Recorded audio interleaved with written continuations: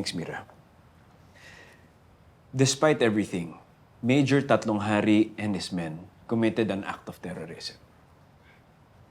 And honestly, pwede mong ilagay sa record to, ah. I am very disappointed na namatay siya. Kasi kung ako lang ang tatanungin, mas gugustuhin kong mabulok siya sa kulungan. Strong words, Mayor. Yes, of course. Kalabari has been hurt. Kaya wala na akong oras magpa-cute. That's it for now. Maraming salamat, Mira. Maraming salamat, Mayor, for your time. I'll go na. You're welcome, Mira.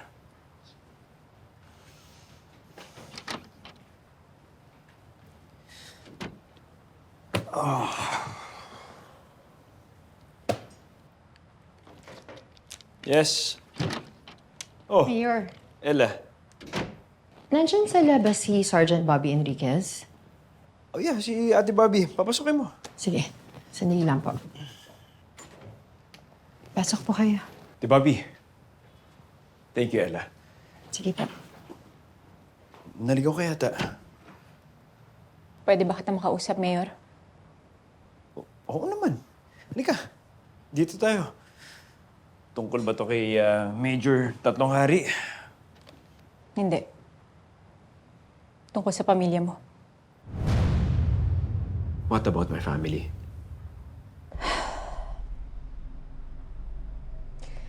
Hindi ko ata naikwento sa inyo. Namatay yung nanay ko, bata pa lang ako. Hinold up. Pinatay. At nakita ko lahat ng yun. At hanggang ngayon, hindi nahuli kung sino may gawa nun. Kaya nga ako nagpulis eh. I'm very sorry to hear about that.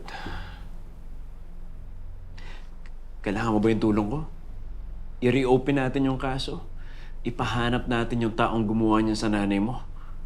Hindi na kailangan, Mayor. Nahanap ko na siya. Nakita ko na kung sinong may gawa nun kagabi. At nakita ko rin kung sinong nag-utos sa kanya. Okay. O sige, ipakulong na natin. Sino yun? Yung nanay mo.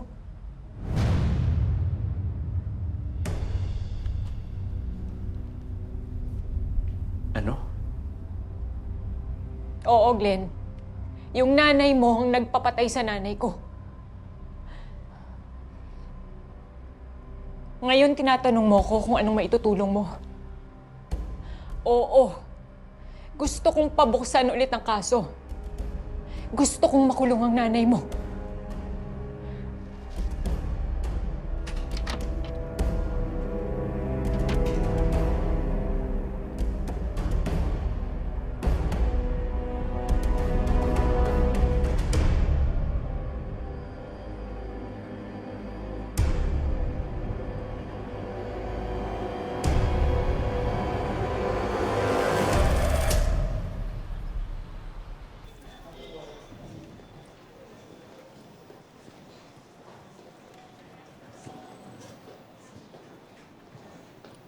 Tonyo, Oh,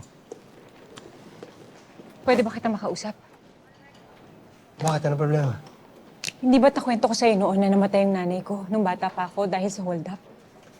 Oo. Bakit? Nakita ko kagabi yung taong pumatay sa nanay ko. At kasama niya si Sofia Guerrero. Narinig ko mismo na si Ma'am Sofia ang nagpapatay sa nanay ko. Sandali, Bobby. Sigurado ka ba dyan sa mga narinig mo? Oo, Tonyo. Kanina galing ako kay Mayor Glenn. At sinabi niya na tutulungan niya ako sa kaso. Basta't may sapat ako na ebidensya.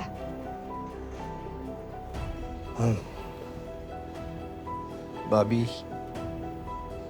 alam kong hindi mo magugustuhan itong sasabihin ko. Pero, mag-iingat ka kay Mayor Glenn. Mag-iingat. Bakit? Bago namatay si Major Tatlong Hari, Sinabi niya sa akin na si Mayor Glenn daw pinuno ng sindikato dito sa Calabari. Kaya ako nga kinausap si Major eh. Dahil gusto kong imbestigahan yung kapatid mo. Malay mo, may connection to dun sa nangyari sa nanay mo. Tono, hindi ka ba nakikinig? Tutulungan daw ako ni Mayor sa kaso ng nanay ko. Sarili niyang nanay yun. May ganun bang ulo ng sindikato? Tama na. Sabi ko na nga ba, hindi mo magugustuhan eh. Hindi talaga. Eh, mas naniniwala ka pa dun sa teroristang ng hostage natin kesa sa akin, Tonyo. Ano? Hindi yung sinasabi ko. Eh ano? Conde Enriquez. Tumigil na kayo. Hindi ko pinagbabawal ang may relasyon dito sa station. Pero kung Sir, hindi naman ho yung pinag-uusapan namin eh. narinig ko lahat ang usapan ninyo, sige Enriquez, maghanap ka ng ebidensya para ma-reopen ang kaso ng nanay mo.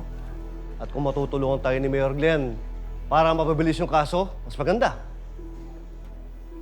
Conde, itigil mo ng pag-iimbestiga kay Mayor. Sir? Tama si Enriquez. Hindi tayo pwede magsimula ng investigasyon base sa sinabi ng isang terorista. Walang basis doon, Conde. Sandali, sir, pero di ba? Conde, my decision is final. Sige na, Enriquez. Maghanap ka ng ebidensya para may reopen ang kaso ng nanay mo. And I want updates. Yes, sir. Thank you po.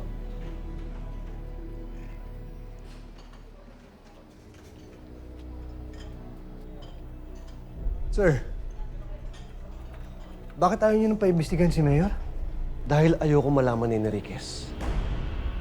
Para magawa mo ng maayos yung investigasyon kay Mayor, walang dapat pakaalam maliban sa akin at sa mga taong pinagkakatiwalaan mo. Isama mo si Garcia at imbestigahan niyo si Mayor. Yes, sir.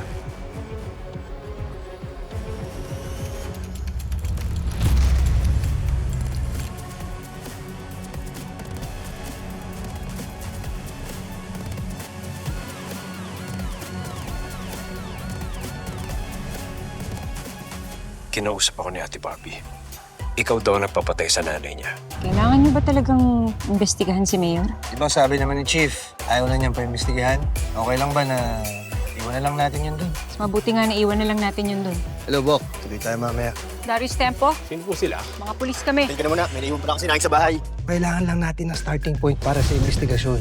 Tsaka isa pa, mas maganda na yung mahuli natin sa akto si Mayor para talagang wala siyang lusot. Hi, miss. Binayaran ko na lahat at atraso ko sa loob ng kulungan. Hindi lahat, dahil hindi ka pa nakakasuhan at nakukulong sa pagpatay mo kay Alicia Enriquez. Daba!